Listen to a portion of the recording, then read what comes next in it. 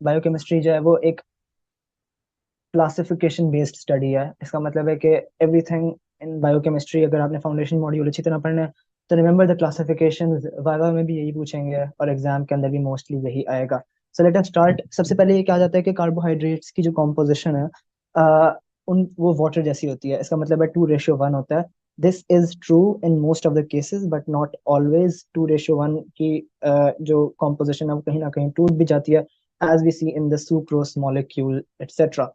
Important thing which you need to know is कि इसके अंदर जो डेविएशन है फ्रॉम द स्टैंडर्ड रूल वो ये है कि एवरीवन सेज कि carbohydrates are to be, carbohydrates जो है वो हमेशा एल्डो हेक्सोजेस होंगे या कीटो पॉलीहाइड्रोक्सी एल्डोजेस होंगे या पॉलीहाइड्रोक्सी कीटोन्स होंगे। But this this isn't always true. और क्योंकि वो फंक्शनल ग्रुप हमेशा हर जगह पे प्रेजेंट नहीं होता, और we see it in sucrose का मॉलिक्यूल। सुक्रोज के मॉलिक्यूल के अंदर पॉलीहाइड्रोक्सी ना हमें एल्डिहाइड का ग्रुप नजर आता है, ना हमें कीटोन का ग्रुप नजर आता है। लेकिन जो इम्पोर्टेंट चीज समझने वाली ये है कि इफ वी लाइक, अगर हम लोग इस मॉलिक्यूल को तोड़ दें, इसकी हाइड्रोक्सिलेशन कर दें और इसके अंदर वाटर का मॉलिक्यूल ऐड कर दें तो फिर it breaks down into simpler molecules. और जब ये सिंपलर मॉलिक्यूल्स के अंदर टूट जाते हैं तो those molecules do have that aldehyde and ketone group. So essentially the definition of carbohydrates evolves into forming those molecules which are polyhydroxyaldehydes or polyhydroxyketones, but but also those molecules which have the potential of becoming polyhydroxyaldehydes or polyhydroxyketones can be termed as carbohydrates. Okay, moving forward, जो एक important चीज है which we need to understand is asymmetric carbons और isomerism के अंदर इसका क्या role है। एसिमेट्रिक कार्बन कोई भी तरह का कार्बन होता है जिसके एक कार्बन चार बॉन्ड्स बना सकता है, तो उन चारों बॉन्ड्स के इर्द गिर्द जो है डिफरेंट डिफरेंट कोई भी डिफरेंट डिफरेंट चीजें जब अटैच होनी चाहिए, दे shouldn't be the same things. इसके इस एसिमेट्रिक कार्बन की एग्जिस्टेंस की वजह से एक और इम्पोर्टेंट चीज जब एग्जिस्टेंस में आती है, that is the van Hoff's rule. Van Hoff's rule says 2 raise to the power n। अब इस n का क्या मतलब है? This n essentially stands for, ये जो n है essentially this tells us के कितने कार्बन के जो है वो, कितने एसिमेट्रिक कार्बन जो है वो प्रेजेंट है एक मोनोसैकेराइड के अंदर। तो जितने एसिमेट्रिक कार्बन प्रेजेंट होते हैं उतना ही यू कैन, अगर आप फॉर एग्जांपल जैसे ग्लूकोस है तो उसके अंदर 4 एसिमेट्रिक कार्बन प्रेजेंट हैं। फॉर एग्जांपल जैसे यहाँ पे दिखा हुआ है, यहाँ पे लिखा हुआ है। अब ये वाला एसिमेट्रिक कार्बन होने की दो कंडीशंस हैं। एक कंडीशन ये है कि उसके अंदर डबल बॉन्ड नहीं होना चाहिए। तो पहला वाला कार्बन तो हो ही नहीं सकता एसिमेट्रिक कार्बन, क्योंकि इसके अंदर डबल बॉन्ड है। दूसरा वाला कार्बन हो सकता है क्योंकि इसके ऊपर एक ये वाला मॉलिक्यूल अटैच हुआ हुआ है जो कि एक एल्डिहाइड ग्रुप है, और उस हाइड्रोक्सी एल्डिहाइड ग्रुप है क्योंकि ये हाइड्रोक्सी OH का मॉलिक्यूल भी अटैच, OH का ग्रुप भी अटैच हुआ है। लेकिन नीचे इसके हम देख सकते हैं कि बिल्कुल डिफरेंट जगह चीज अटैच हुई हुई है, दैट इज टू से 1 2 3 4। तो इसका मतलब कोई क्या कहते हैं उससे, ट्राई हेप्टा, कोई क्वाड्रा कोई क्वाड्रा कार्बोहाइड्रेट का मॉलिक्यूल अटैच हुआ हुआ है। So that is something very different. और ये एक एसिमेट्रिक कार्बन है, फिर ये भी एक एसिमेट्रिक कार्बन है क्योंकि इसके ऊपर डिफरेंट चीज अटैच हुई हुई है। अब इस एक डिफरेंट मॉलिक्यूल अटैच हुआ हुआ है और नीचे एक डिफरेंट मॉलिक्यूल अटैच हुआ हुआ है। तो इन सारे मॉलिक्यूल्स को हम लोगों ने आइसोलेशन के अंदर देखना होता है। क्योंकि 4 एसिमेट्रिक कार्बन प्रेजेंट हैं तो वैन हॉफ्स रूल के मुताबिक एक ग्लूकोज का मॉलिक्यूल जो है, अगर हम 2 रेज टू द पावर 4 करेंगे तो इस फॉर्मूला के मुताबिक हमें पता चलेगा कि 16 जो है इसका आंसर है। इसका मतलब है 16 आइसोमर्स जो है वो ग्लूकोज के बन सकते हैं। कीप दिस इन माइंड क्योंकि हम लोगों ने इसकी तरफ अभी दोबारा आना है और आइसोमरिज्म की तरफ हम आगे चलेंगे। मोनोसैकेराइड्स के अंदर सबसे जरूरी चीज you need to understand first of all is के इसकी इनिशियल क्लासिफिकेशन कैसी होती है। और initial classification is based upon two things. एक है the number of carbon atoms, that is to say कि तीन चार तरह के जो है वो बन सकते हैं मोनोसैकेराइड्स। ट्राइओसिस हो सकते हैं, पेंटोसिस हो सकते हैं, हेक्सोसिस हो सकते हैं एटसेट्रा। लेकिन दूसरी चीज हमें ये समझने की जरूरत है कि फंक्शनल ग्रुप की क्लासिफिकेशन भी हो सकती है। अब हम लोगों ने फंक्शनल ग्रुप क्लासिफिकेशन पढ़नी है। कार्बोहाइड्रेट मॉलिक्यूल के अंदर सबसे ज्यादा जो जरूरी चीज है वो है कार्बोनाइल कार्बन। और कार्बोनाइल कार्बन क्या होता है? जो कार्बन जिसके ऊपर मतलब ऑक्सीजन अटैच हो डबल बॉन्ड के साथ।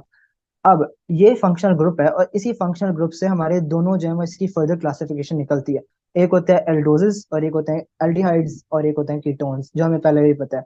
इसके अंदर जरूरी बात बस ये समझने की है कि एल्डिहाइड्स के अंदर जो कार्बोनाइल कार्बन होता है it is always present at the very and. और क्योंकि कार्बन ने अपने सारे चारों बॉन्ड्स पूरे करने होते हैं तो the last thing is compensated with another hydrogen atom. लेकिन जो दूसरी तरफ जो कीटोन्स होते हैं इसके अंदर it is always present in the centre. That is like the very basic thing which we need to understand. और ये आगे जाके फंक्शनल ग्रुप आइसोमेरिज्म का भी एक पार्ट है, क्योंकि यू सी कि every aldose sugar can be converted into a ketose sugar. जैसे उसका हमेशा एक एनालगस कीटोज शुगर प्रेजेंट होता है, जैसे ग्लूकोज का फ्रक्टोज प्रेजेंट है, and that is like the most popular example. लेकिन this table from Satya is very important, क्योंकि ये हमारे दूसरे एग्जाम्स के अंदर भी आएगा। ये टेबल हमारे दूसरे एग्जाम्स के अंदर भी आएगा, and this is going to help us a lot, क्योंकि इसकी क्लिनिकल रेलेवेंस भी है। बट वो सारा रट्टा है और उसके अंदर सारी चीजें इंपॉर्टेंट नहीं है, सिर्फ जो मैंने हाईलाइट की हैं यहाँ पर वो इंपॉर्टेंट है। जैसे जाइलोज इंपॉर्टेंट है, सीडोहेप्टिलोज इंपॉर्टेंट है, बाकी ये सारे इतने ज्यादा इंपॉर्टेंट नहीं है जो हमने नहीं याद करना।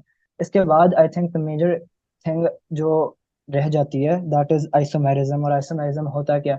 Isomerism is essentially the spatial configuration and difference in spatial configuration of certain molecules which have the same chemical formula. अब ये बेसिक बात थी, हम सबको पता है, इसलिए I won't stress more upon it. I'll move forward. अब what you need to understand is कि isomerism कार्बोहाइड्रेट के मोनोसैकेराइड्स के अंदर दो तरह के होते हैं। एक होते हैं इनांशियोमर्स और एक होते हैं डायस्टीरियोमर्स। अब इनके अंदर फर्क क्या है?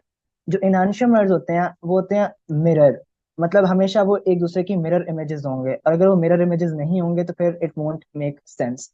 ये पहली चीज है, वो समझने वाली है। दूसरे होते हैं डायस्टीरियोमर्स।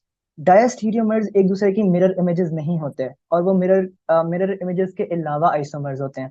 ऑफ कोर्स उनकी भी स्पेशल, मतलब जैसे वो मॉलिक्यूल बना हुआ है उसकी भी स्पेस के अंदर ही डिफरेंस है, लेकिन वो मिरर इमेज नहीं होगा। इसके अंदर अगर एक डी है फॉर एग्जांपल, इसकी फर्दर क्लासिफिकेशन है डी मोनोसैकेराइड्स होते हैं और एल मोनोसैकेराइड्स होते हैं। तो अगर इस तरह का एक मॉलिक्यूल, तो जो अगला मॉलिक्यूल होगा वो उसकी बिल्कुल मिरर इमेज होगा, उसके बिल्कुल अलग होगा, और एक को हम डी कहेंगे एक को हम एल कहेंगे। ये इन दोनों जो है वो इन दोनों का डिफरेंस है। अब पहले ही हम लोगों ने क्लासिफिकेशन समझ ली इनांशियोमर्स की और डायस्टीरियोमर्स की। अब डायस्टीरियोमर्स के अंदर और फर्दर क्लासिफिकेशन है। एक टाइप के होते हैं एपीमर्स और एक टाइप के होते हैं एनोमर्स। इनकी तरफ हम लोग बाद में, अभी मैं आगे एक्सप्लेन करूंगा तो ये ज्यादा समझना आसान हो जाएगी ये वाली क्लासिफिकेशन। जो तीसरी टाइप की आइसोमेरिज्म की क्लासिफिकेशन होती है फंक्शनल ग्रुप आइसोमेरिज्म की होती है। और फंक्शनल ग्रुप आइसोमेरिज्म हम लोगों ने ऑलरेडी यहाँ पर समझ लिए एल्डिहाइड्स और कीटोन्स वाले एरिया के अंदर। Nonetheless let's move forward. और इसके अब ये इट इज वेरी इंपॉर्टेंट कि we tend to relate all of these concepts with each other, क्योंकि as soon as you know कि एक मॉलिक्यूल के अंदर, एक कार्बोहाइड्रेट के मॉलिक्यूल के अंदर टाइप्स ऑफ कार्बन्स कैसे हैं, यू विल एसेंशियली नो कि उनकी आइसोमेरिज्म कैसी है। और ये लेक्चर स्ट्रक्चर भी इसी तरह है to help you like understand कि ये सारा कुछ उसके ऊपर होता क्या है। फर्स्ट टाइप ऑफ कार्बन जो होते हैं, मतलब चार तरह के डिफरेंट कार्बन हो सकते हैं जो कि नेम करते हैं बायोकेमिस्ट्स इन देयर स्टडीज। एक तरह का कार्बन होता है एसिमेट्रिक कार्बन। और एसिमेट्रिक कार्बन की जैसे मैंने बताया था कि दो कंडीशन होती हैं। एक कंडीशन होती है कि वो सिंगल बॉन्ड होना चाहिए उसके साथ हमेशा, तो this carbon is already ruled out. और दूसरी बात ये होती है कि उसके इर्द गिर्द डिफरेंट ग्रुप्स होने चाहिए। तो ऑफ कोर्स ग्लूकोज के मॉलिक्यूल के अंदर हम दोबारा, मतलब I repeat what I said before, glucose के मॉलिक्यूल्स के अंदर फोर जो है वो हमारे पास होते हैं asymmetric carbons, and these asymmetric carbons can be looked at throughout biochemistry, throughout any carbohydrate structure you find. Second type of carbons क्या होते हैं, और ये this is important, these are penultimate type of carbons. अब penultimate type of carbon क्या होते हैं? इनकी भी दो क्लासिफिकेशन, इनकी भी दो जो है वो conditions हैं to become a penultimate carbon. एक बात condition तो ये है कि it has to be like the furthest away from uh, the functional group. अब इसका functional group of course ये है इसका functional group, और functional group इसका क्या है? It is the carbonyl carbon, aldehyde इसका functional group है। तो of course इससे जो सबसे दूर होगा और closest to the terminal alcohol molecule। अब terminal alcohol क्या है? ये है terminal alcohol। कार्बन नंबर 6 जो है ग्लूकोज का लास्ट, उसके एंड के ऊपर है टर्मिनल अल्कोहल। तो कौन सा मॉलिक्यूल है, कौन सा कार्बन है यहाँ पर जो इससे सबसे फारदेस्ट है और इसके सबसे करीब है? That is this one. तो this one is the penultimate carbon, simple as that. That is how it will essentially work. और penultimate carbon can be asymmetric carbon, so this carbon is also an asymmetric carbon and also penultimate carbon. अब if we have understood penultimate carbons, I need you to focus and understand the enantiomers. देखो, if हम लोगों ने समझ लिया है कि हम लोगों ने पहले क्या पढ़ा था, हम लोगों ने पढ़ा था कि आइसोमेरिज्म जो है इट इज टू टाइप्स की होती है, एक होती है मिरर आइसोमेरिज्म और एक होती है non mirror isomerism. enantiomers will always arise from penultimate carbon।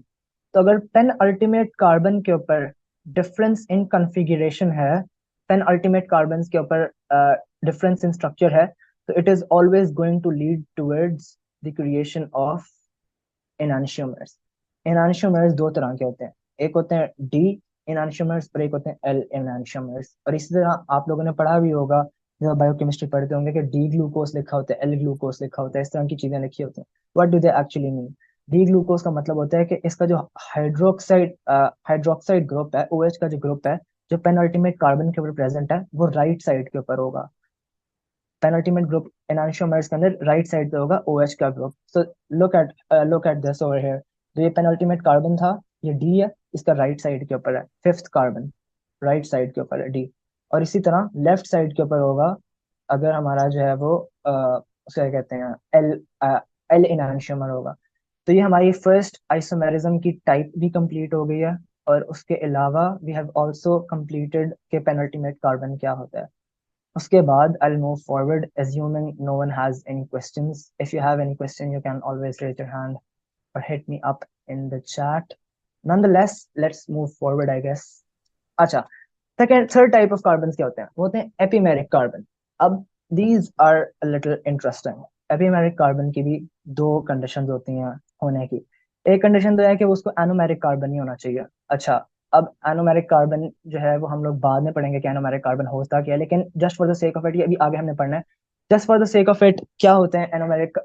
Anomeric carbon होते हैं फंक्शनल ग्रुप कार्बन जो होंगे, बाद में भी इनको पढ़ना है। लेकिन दूसरी उसकी ये है, दूसरी उसकी कंडीशन ये है कि वो पेनल्टीमेट कार्बन नहीं होना चाहिए। तो ये वाला कार्बन नहीं हो सकता, ये वाला कार्बन हो, ये वाला कार्बन भी नहीं हो सकता, ये वाला कार्बन भी नहीं हो सकता, ये वाला कार्बन हो सकता है, ये वाला कार्बन हो सकता है, ये वाला कार्बन हो सकता है। So see what I have done, मैंने यहाँ पर इनको कलर कोड किया हुआ है। ये ब्राउन है तो ऑफ कोर्स ये पेनल्टीमेट कार्बन है, ये कलर कोड किया हुआ है तो ये यहाँ पर एपिमेरिक कार्बन, इसके अंदर तीन मौजूद है। अब एपिमेरिक कार्बन किस तरह की क्लासिफिकेशन को राइज देते हैं, and that is like very interesting. Epimeric carbons बनाते हैं डायस्टीरियोमर्स। और ये हम लोग लिंक बैक कर सकते हैं इस क्लासिफिकेशन से जो मैंने अभी बताई है कि ये नॉन मिरर क्लासिफिकेशन होगी। तो ऑफ कोर्स क्या होते हैं डायस्टीरियोमर्स? वो नॉन मिरर आइसोमर्स ही होते हैं एक दूसरे के, लेकिन they are different. What do they do? इसके अंदर हम देख सकते हैं जैसे ग्लूकोस है, ग्लूकोस और galactose, they are each others diastereomers. C4 carbon के ऊपर जो डायस्टीरियोमर है उसको ग्लूकोस और गैलेक्टोस कहते हैं। जो कि C2 कार्बन के ऊपर होते हैं डायस्टीरियोमर्स, वो होते हैं मैनोज और मैनोज और ग्लूकोस एक दूसरे के होंगे। तो ऑफ कोर्स अब एपिमेरिक कार्बन है ये, इसके ऊपर एक जो है वो, किसी का माइक चल रहा है, ओके आई म्यूटेड इट। अब होता ये है कि what you can see over here is के वेयर वाज आई, हाँ, कि वो एक दूसरे को, एपिमेरिक कार्बन के ऊपर एक हाइड्रो OH का ग्रुप जो है वो फ्लिप हो जाता है, किसी और जगह पे चला जाता है, that leads towards a different molecule as a whole. तो व्हाट वी, मतलब मेरे ख्याल से the best analogy which I have come across to explain carbohydrate के मॉलिक्यूल्स इज लाइक जो कंग फू पांडा के अंदर वुडन उसकी डमी होती है। So you don't have to consider molecules इस तरीके से, क्योंकि मॉलिक्यूल्स इस तरह नहीं होते हैं। मतलब एक एक हाइड्रोजन का, हाइड्रोजन और OH का जो ग्रुप है वो एक दूसरे के इर्द गिर्द ऐसे फ्लिप नहीं कर सकता। मॉलिक्यूल्स एक रिजिड स्ट्रक्चर की तरह हैं, और अगर उन रिजिड स्ट्रक्चर के अंदर हल्का सा भी चेंज आता है तो that change leads towards like a very different molecule. जैसे यहाँ पर ग्लूकोज बन जाएगा, वही ग्लूकोज मैनोज में कन्वर्ट हो जाएगा अगर हम लोग उस चीज के अंदर चेंज लेके आएंगे। I think that is something which is very important which we need to understand. Last चीज, फोर्थ पॉइंट और लास्ट टाइप ऑफ कार्बन होता है एनोमेरिक कार्बन। अब होता यह है कि anomeric carbons aren't found naturally in the linear structure, मतलब स्ट्रेट चेन के अंदर टू, मतलब if we go very technical with the definitions तो स्ट्रेट चेन के अंदर कोई भी एनोमेरिक कार्बन नहीं है। लेकिन होता यह है कि इनका असल में रिएक्शन होगा, उसके बाद एनोमेरिक कार्बन क्रिएट होगा। अब रिएक्शन ये होगा कि यहाँ पर जो OH ग्रुप होता है at the very and, it reacts with the aldehyde group. तो ये जब एल्डिहाइड ग्रुप के साथ रिएक्ट करेगा तो हम लोगों के पास एक हेमी एसिटल रिंग बन जाएगी, हेमी कीटल रिंग बन जाएगी if it is a ketone. जब ये लीनियर से रिंग स्ट्रक्चर के अंदर कन्वर्ट होगा तब इसको, तब ये एनोमेरिक कार्बन बन जाएगा। और एनोमेरिक कार्बन कौन बनेगा? ये जो फंक्शनल ग्रुप था, पहले फंक्शनल ग्रुप वाला कार्बन जो था, जो कार्बोनाइल कार्बन था, वो एनोमेरिक कार्बन के अंदर कन्वर्ट हो जाता है।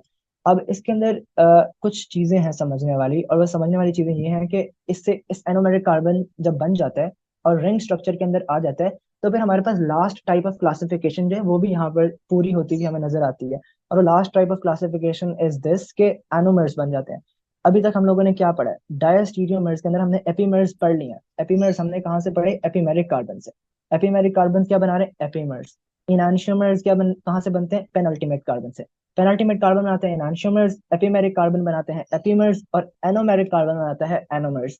और एनोमर्स दो तरह के होते हैं। दैट इज वेरी सिंपल, और ये हम लोगों ने काफी ज्यादा पढ़े भी हुए हैं। दैट इज अल्फा एनोमर्स होते हैं और बीटा कन्फिगरेशन होती है।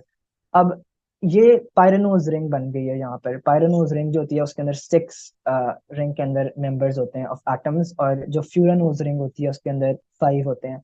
It's just a random chunk of information, I am assuming you already know it. But moving forward, alpha configuration के अंदर what is the most important thing to notice is कि alpha configuration जो है वो trans होती है। इसका मतलब जो बाहर का हाइड्रोजन ओ एच ग्रुप है, जो कि एनोमेरिक कार्बन का है, क्योंकि मैंने अभी बताया कि ये वाला जो कार्बन नंबर 1 है वो एनोमेरिक कार्बन के अंदर कन्वर्ट हो जाता है। इसका हम लोग एनोमेरिक कार्बन कहने लग जाएंगे जैसे ये रिंग स्ट्रक्चर के अंदर आएगा। तो इसका इस कार्बन के एसोसिएटेड जो ओ एच मॉलिक्यूल है वो इंपॉर्टेंट हो जाएगा। ये एच ओ एच के अंदर कन्वर्ट हो जाएगा। यहाँ पर एक एच था, ये ओ एच के अंदर कन्वर्ट हो जाएगा। सॉरी, बल्कि यस, ये एच जो है वो ओ एच के अंदर कन्वर्ट हो जाएगा, और दिस मेक्स इट इम्पोर्टेंट। अब इस ओ एच का एक कार्बन एटम, जो कार्बन नंबर 6 है, वो रिंग के बाहर होता है, बाकी सारे कार्बन रिंग के अंदर है। तो मतलब पायरेनोज के अंदर 5 कार्बन है और एक ऑक्सीजन है एक रिंग के अंदर, क्योंकि 6 मेंबर्ड रिंग है, 6 मेंबर्स हैं इस रिंग के। तो एक कार्बन जो है वो तो फिर भी बाहर है रिंग से, और उस कार्बन के साथ भी एक ओ एच अटैच है। इस कार ओ एच का रिलेशन जो है इस वाले एनोमेरिक कार्बन के साथ का, एनोमेरिक कार्बन के ओ एच के साथ डिटरमिन करता है कि अल्फा कन्फिगरेशन है या बीटा कन्फिगरेशन है। अगर ये ट्रांस फॉर्म के अंदर है, मतलब ओ एच वाला ऊपर है, ओ एच बाहर, कार्बन नंबर 6 वाला ओ एच ऊपर है और ये वाला ओ एच नीचे है, तो ये ट्रांस कन्फिगरेशन है। तो एक दूसरे के साथ अल्फा, तो ये अल्फा, इसको हम अल्फा मॉलिक्यूल कहेंगे, अल्फा ग्लूकोज कहेंगे। अगर ये एक साथ होगा, मतलब अगर ये ओ एच यहाँ पर ना हो और यहाँ पर हो, तो ये बीटा कॉन्फ़िगरेशन होगी और ये दोनों एक साथ होंगे। पहली चीज हम लोगों ने ये समझ ली कि जब एनोमेरिक कार्बन ने बनना होता है तो एक तो चीज ये होती है कि लीनियर से रिंग स्ट्रक्चर बन जाता है, लेकिन दूसरी मोर इम्पोर्टेंट चीज ये होती है कि एनोमेरिक कार्बन से एसिमेट्रिक कार्बन बन जाता है। मतलब आपके पास एक एडिशनल एसिमेट्रिक कार्बन की जो है वो एग्जिस्टेंस आ गई है। क्योंकि आप देखें यहाँ पर एक ये एच के साथ कनेक्टेड है, एक ओ के साथ कनेक्टेड है, एक ओ एच के साथ कनेक्टेड है, और एक ये डिफरेंट एक और कार्बन के साथ कनेक्टेड है। तो यू हैव गॉटन अनदर, क्या कहते हैं उसको, what did I say, asymmetric carbon in your molecule. Lastly एक कायरल सेंटर बन जाता है ये। तो this carbonyl group converts into a chiral centre और an anomeric carbon. These are all terms for the same thing, और what we need to understand is कि इनके अंदर दो दो कंडीशंस हैं, अगेन दो कंडीशंस हैं to define what a chiral centre is. और कायरल सेंटर की ये होती हैं कंडीशंस कि एक ये है कि उसके 4 डिफरेंट ग्रुप्स हो, मतलब डिफरेंट 4 ग्रुप्स होने चाहिए हमेशा उसके इर्द गिर्द। और दूसरी बात यह है कि दो non mirror image special arrangements उसको बनानी चाहिए। इस वर्ड का मतलब नॉन मिरर है, ऑफ कोर्स अल्फा और बीटा एक दूसरे के, मतलब अल्फा ग्लूकोज पड़ा होगा, बीटा ग्लूकोज पड़ा होगा, वो नॉन मिरर है। हम लोगों ने जैसे अभी पढ़ा कि आइसोमेरिज्म के अंदर वो नॉन मिरर आइसोमेरिज्म के अंदर आता है।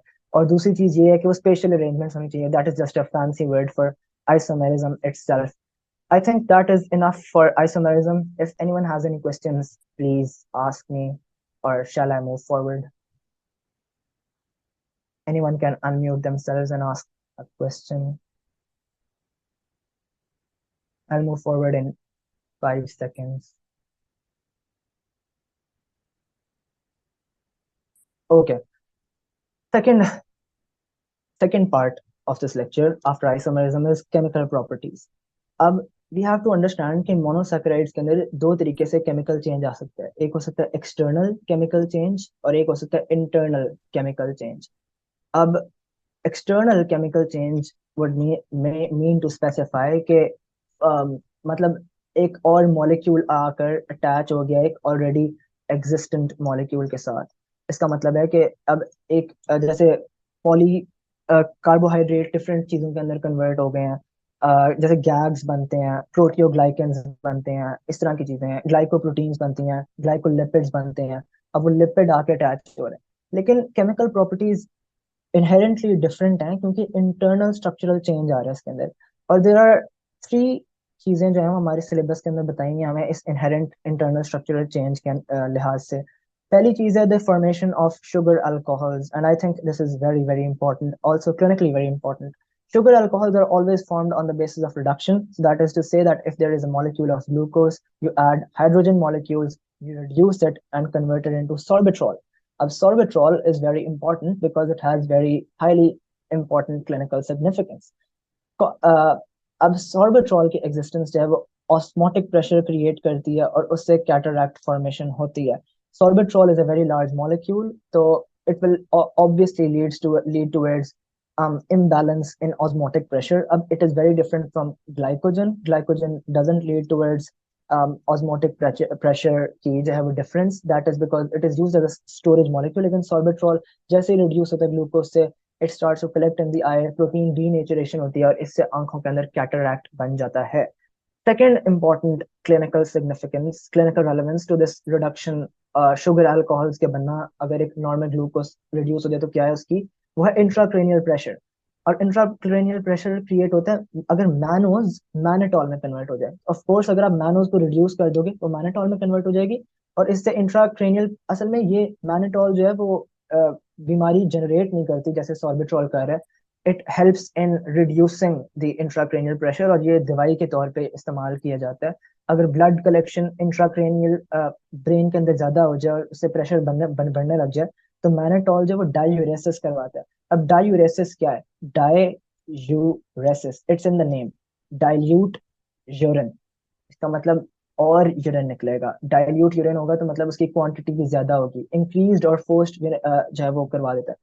इसके अंदर इंपॉर्टेंट चीज ये समझने की कि इफ फ्रक्टोज की अगर आप रिडक्शन करवा देंगे तो सॉर्बिट्रॉल भी बन जाएगा और मैनेटॉल भी बन जाएगा। अब ऑस्मोटिक डायूरेटिक्स ये करते हैं, जैसे मैनेटॉल को आप डाल देते हैं, मैंने को ब्लड स्ट्रीम के अंदर डाल दिया, ये किडनी का रीनल ट्यूब्यूल है, जैसे ही ग्लोमेरुलर फिल्ट्रेट के अंदर से रीनल ट्यूब्यूल के अंदर आ जाएगा तो ये हमेशा सोडियम को अपने साथ रखेगा। इसका मतलब है कि वाटर भी उसके साथ रहेगा। जब वाटर उसके साथ रहेगा तो उसकी रीअब्जॉर्प्शन नहीं होगी, और रीअब्जॉर्प्शन का टाइम कम होगा तो ये जल्दी से मैनेटॉल के साथ पानी जो है वो बाहर सिक्रीट हो जाएगा, and it will lead towards high sodium efflux, efflux out of the body, not the right word to use, excretion would be the right word to use, excretion of more, क्या कहते हैं उसे, H2O and sodium outside the body, and that is all from sugar alcohols. Moving forward, we have the second important uh, chemical property, that is like the difference in chemical structure, and that is deoxy sugars. अब deoxy sugars के अंदर क्या होता है कि they exist क्योंकि आपने क्या किया कि एक बस ऑक्सीजन निकाल दिया। अब इसकी ऑफ कोर्स हमें पता है कि क्लिनिकल रेलेवेंस क्या है। डीऑक्सी शुगर हमें हमारा डीएनए बनाते हैं। फ्यूलगल स्टेन जो है वो हमेशा डीऑक्सी राइबोज को इसीलिए हमेशा जाकर उसके ऊपर अटैच होता है क्योंकि C2 के ऊपर से आपने ऑक्सीजन निकाली होती है, तो इसकी अट्रैक्शन इसके साथ बन जाती है मॉलिक्यूलर लेवल के ऊपर। अच्छा, शुगर फॉस्फेट्स डीऑक्सी शुगर्स की मौजूदगी में बनती हैं। तो फॉस्फेट ग्रुप जो है, हमारी पॉलीन्यूक्लियोटाइड चेंज होती है जब न्यूक्लियोटाइड्स बनते हैं तो वो भी शुगर फॉस्फेट्स ही होते हैं।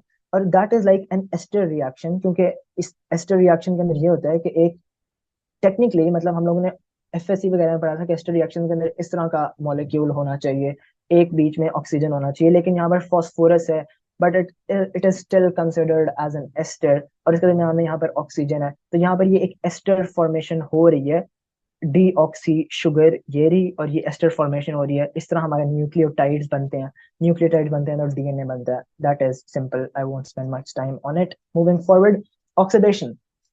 Oxidation is an important topic क्योंकि ऑक्सीडेशन से शुगर एसिड्स बनते हैं, और sugar acids are technically very important thing क्योंकि ये काफी थोड़े से ट्रिकी भी हैं, लेकिन इनका मैंने एक निमोनिक बनाया which will help us, I believe. अब होगा ये कि तीन तरह के शुगर एसिड्स होते हैं। शुगर एसिड्स बनते कैसे हैं? हम लोगों ने पढ़ लिया कि अगर आप कार्बोहाइड्रेट्स को रिड्यूस करो तो क्या होगा। कार्बोहाइड्रेट्स को आप रिड्यूस करोगे तो अच्छा, कार्बोहाइड्रेट को आप रिड्यूस करोगे, इस क्लास के 10 मिनट्स रह गए, I have to restart it बाद में जब ये खत्म होता टाइम। कार्बोहाइड्रेट्स को रिड्यूस करते हैं तो हम तो शुगर अल्कोहल्स बन जाते हैं, लेकिन अगर हम कार्बोहाइड्रेट्स को ऑक्सीडाइज कर दें तो क्या बनेगा? शुगर अल्कोहल्स बनेंगे रिडक्शन पे, और अगर हम लोग ऑक्सीडाइज करेंगे तो बन जाएंगे शुगर एसिड्स। और शुगर एसिड्स होते हैं तीन तरह के। एक होते हैं यूरोनिक एसिड्स, एक होते हैं सकारिक एसिड्स, और एक होते हैं अल्डोनिक एसिड्स। अब ये शुगर एसिड्स जो हैं वो बनते कैसे हैं? इस तरह बनते हैं कि अगर आप कार्बन को टर्मिनल कार्बन नंबर 1 के ऊपर ऑक्सीडाइज कर दो, मतलब अगर कार्बन नंबर 1 के ऊपर ही आपने ऑक्सीडेशन कर दिया, तो वो यूरोनिक एसिड तो वो एल्डोनिक एसिड बन जाएगा। कार्बन नंबर 1 के ऊपर ऑक्सीडेशन होगी तो एल्डोनिक एसिड बन जाएगा। एल्डिहाइड जो है वो कार्बोक्सिलिक एसिड के अंदर कन्वर्ट होता है। हम लोग ने ऑर्गेनिक केमिस्ट्री में भी पढ़ा था, अगर आप ऑक्सीडेशन कर दो एल्डिहाइड ग्रुप की तो वो कन्वर्ट हो जाता है एक कार्बोक्सिलिक एसिड ग्रुप के अंदर, तो वो ये वही शुगर एसिड बन रहे हैं। Oxidation at carbon number 1 leads towards the creation of aldonic acids. अगर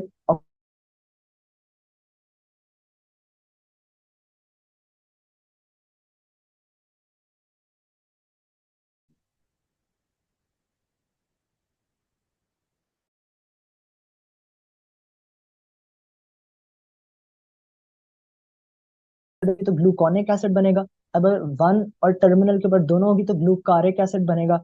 और अगर सिर्फ टर्मिनल के ऊपर होगी तो ग्लूकारोनिक एसिड बनेगा। अब इसका न्यूमोनिक ये है कि पहली चीज तो ये है कि यू हैव टू मतलब मेमोराइज दिस, कॉनिक, कारिक और कैरोनिक। कॉनिक, कारिक और कैनोनिक, और you'll have to go with it like मतलब वन, वन टर्मिनल और terminal, one, one terminal terminal, one, one terminal terminal, कॉनिक, कारिक, कैरोनिक। इस तरह अगर हम लोग करें तो ये, और इसको बार बार रिपीट करें तो you can like remember what I am trying to say over here. और इनका स्ट्रक्चर ये है, यूरोनिक एसिड का कार्बन नंबर 1 के ऊपर ऑक्सीडेशन की, नहीं, सॉरी, टर्मिनल, यूरोनिक एसिड का टर्मिनल, ये लास्ट था सॉरी, टर्मिनल कार्बन के ऊपर की तो ग्लूकारोनिक एसिड बन गया। सकारिक एसिड की दोनों कार्बन टर्मिनल पर भी और फर्स्ट पर भी की तो ये ग्लूकारिक एसिड बन गया, सकारिक एसिड की जो टाइप है। और जो पहला था ग्लूकोनिक एसिड, वो हम लोगों ने सिर्फ पहले कार्बन के ऊपर ही की ऑक्सीडेशन, विच मेंट के वो बन गया ग्लूकोनिक एसिड। ये table will help you in this endeavor of memorization. If anyone has any question, they can tell me. Otherwise, I'll move forward. I'll wait for 5 seconds and then I'll move forward.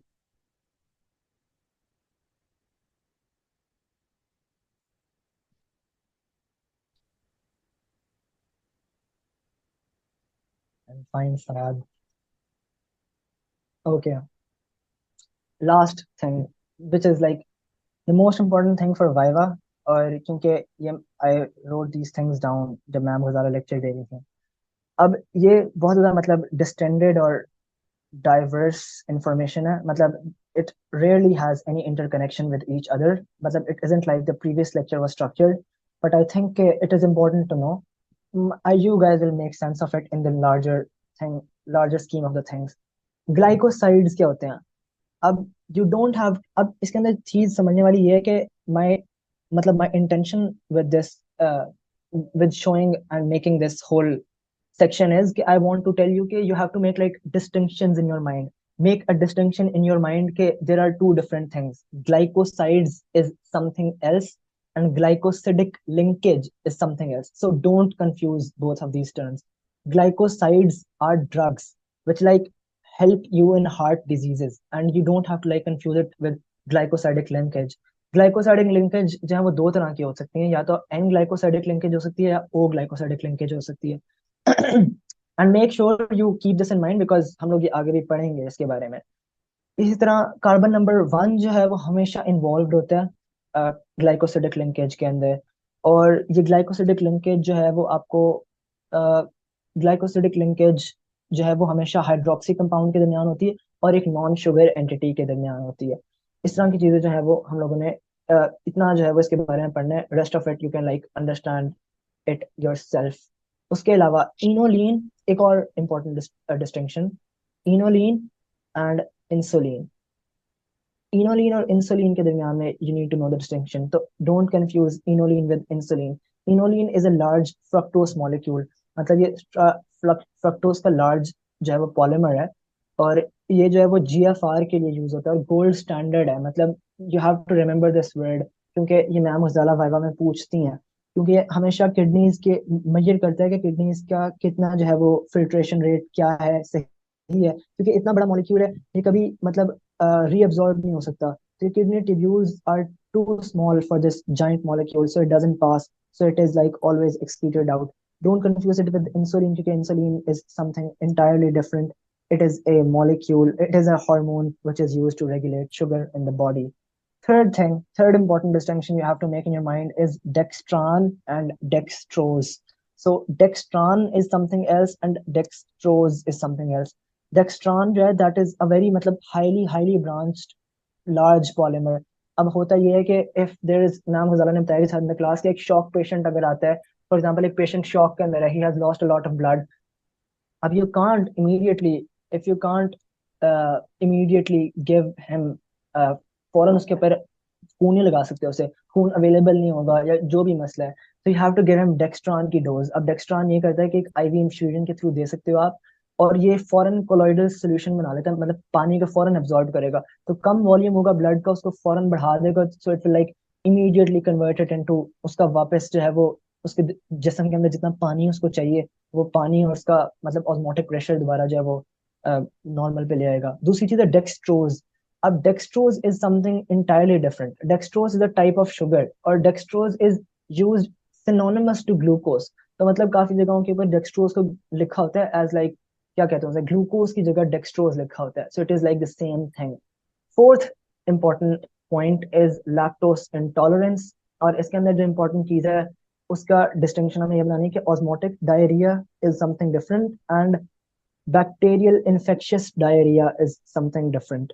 तो bacterial infectious diarrhoea जो है वो normally हो जाता है, that is due to food poisoning या किसी भी और तरीके से हो सकता है, उससे और चीजें इम्पेयर होती हैं बॉडी के अंदर, your body is producing too much water, आपकी जो एपिथेलियल सेल्स हैं इंटेस्टाइन के, उनके अंदर से पानी बाहर आ रहा होता है, body is removing all the water in itself. लेकिन दूसरा जो डायरिया होता है दैट इज ऑस्मोटिक डायरिया, और ऑस्मोटिक डायरिया होता है लैक्टोज इंटॉलरेंस से।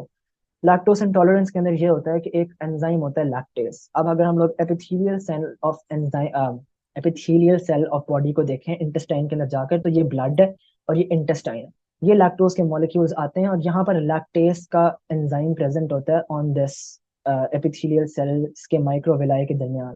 तो इफ अगर आपके पास लैक्टेज होगा एंजाइम, तो ये लैक्टोज का मॉलिक्यूल आएगा, कट जाएगा और आपके ब्लड स्ट्रीम के अंदर चला जाएगा। लेकिन in the absence of this molecule, lactose molecules don't have anywhere to go. When they don't have anywhere to go, they aren't absorbed in the body. They are to be excreted. They are to be defecated out of the intestine itself. Lekin, there is a problem. Your intestine isn't a clear pathway. Your intestine isn't like a very furnished, polished room. It has lots and lots of horrendous bacteria. And what these bacteria do is they feed on these lactose molecules, which leads towards fermentation. And fermentation leads towards CO2, and CO2 leads towards many problems I won't be describing. But last and fifth point is heparin. Heparin is a heteropolysaccharide, और ये एक anticoagulant होता है, doesn't let platelets stick to each other क्योंकि ये highly negatively charged होता है। I don't think it is that important, लेकिन you should know it क्योंकि body cells release it when they in response to inflammation reactions. Last thing which we will be studying is heteropolysaccharides, and this meeting is ending. So, which is present inside the human body. इसकी stomach को line सारे gastrointestinal tract को line करता है ये, क्योंकि आपके gastrointestinal tract के अंदर HCl present है, तो HCl will end up eating the body itself. To prevent that from happening, mucin is a glycoprotein जो present होता है that stops it. Hormones होते हैं ग्लाइकोप्रोटीन, इनका एंटीजन में रोल्स होता है। ये जो एंटीजन के अलावा ये जो सेल रिकॉग्निशन के लिए मॉलिक्यूल्स होते हैं जो सेल मेम्ब्रेन के ऊपर अटैच होते हैं, ये ग्लाइकोप्रोटीन से बन सकते हैं। ब्लड ग्रुप आइडेंटिफिकेशन के अंदर इनका बहुत ज्यादा रोल होता है, क्योंकि ये ब्लड ग्रुप बनाने के जो रिसेप्टर्स होते हैं उनको फॉर्म करते हैं। अच्छा, द इंटरेस्टिंग थिंग जिसकी तरफ मुझे आना था वो है प्रोटियोग्लाइकेंस। और प्रोटियोग्लाइकेंस की एक टाइप होती है that is glycosaminoglycans, that is GAGs. अब हम लोगों को बताया गया है कि गैग्स जो होते हैं वो एक बॉटल ब्रश फॉर्मेशन की तरह होते हैं, that is true but not entirely true. अब I think you all need to focus जो मैं बताने लगा हूँ यहाँ पे। बात ये है कि बॉटल ब्रश जो होते हैं वो सिंपल होते हैं, मतलब एक बीच में सेंट्रल रॉड है और उसके इर्द गिर्द ब्रश की सारी ब्रिस्टल्स हैं। लेकिन गैग्स होते हैं वो इनहेरेंटली ये नहीं होते। तो एक गैग जो है वो एक बॉटल ब्रश नहीं है। अ गैग इज अ मल्टी, एक गैग मतलब आप काफी सारे बॉटल ब्रशेस ले लो और एक बड़ी सी रस्सी लो और उन सारों को उन सारे बॉटल ब्रशेस के दरमियान में से गुजार दो, तब एक गैग का मॉलिक्यूल जाके बनेगा, क्योंकि गैग का मॉलिक्यूल उससे थोड़ा सा ज्यादा कॉम्प्लेक्स है। तो एक एक लंबी सी रस्सी लिया आपने, उसके ऊपर सारे बॉटल ब्रशेस जो लगा दिए, that is like the most important way to explain it. अब इसके इन सारी चीजों को समझने की जरूरत है इंडिविजुअली। ये जो बड़ा सा बीच के अंदर मॉलिक्यूल प्रेजेंट है, दिस इज हाइलुरोनिक एसिड। और हाइलुरोनिक एसिड की बैकबोन जो है वो बनाती है, बैकबोन ही बनाती है गैग्स का स्ट्रक्चर। अब हाइलुरोनिक एसिड की क्लिनिकल रेलेवेंस भी है। और क्लिनिकल रेलेवेंस ये है कि ये स्किन केयर प्रोडक्ट्स के अंदर बहुत ज्यादा यूज होता है, और देयर इज अ रीजन कि ये स्किन केयर प्रोडक्ट्स के अंदर यूज होता है, and I will be telling that reason moving forward. लेकिन अब हम लोग अगर इस इनिशियल सारी चीजों को भूल जाएं और हम लोग सिर्फ बॉटल ब्रश के ऊपर आ जाएं, तो हम लोग देखते हैं कि यहाँ पर एक लिंकर प्रोटीन प्रेजेंट होती है। और वो लिंकर प्रोटीन जो है वो दूसरे मॉलिक्यूल को मेजर हाइलुरोनिक एसिड की चेन, हाइलुरोनिक एसिड के साथ जोड़ती है। उस लिंकर प्रोटीन के साथ कनेक्टेड होती है कोर प्रोटीन, और उस कोर प्रोटीन के साथ अटैच्ड होते हैं हमारे पास कार्बोहाइड्रेट्स। ठीक है, hyaluronic एसिड, उसके साथ लिंकर मॉलिक्यूल, उसके साथ लिंकर प्रोटीन है, उस लिंकर प्रोटीन के साथ कोर प्रोटीन का जो है वो मॉलिक्यूल अटैच्ड है, और उस कोर प्रोटीन के साथ जो है हमारे पास कार्बोहाइड्रेट्स अटैच्ड है।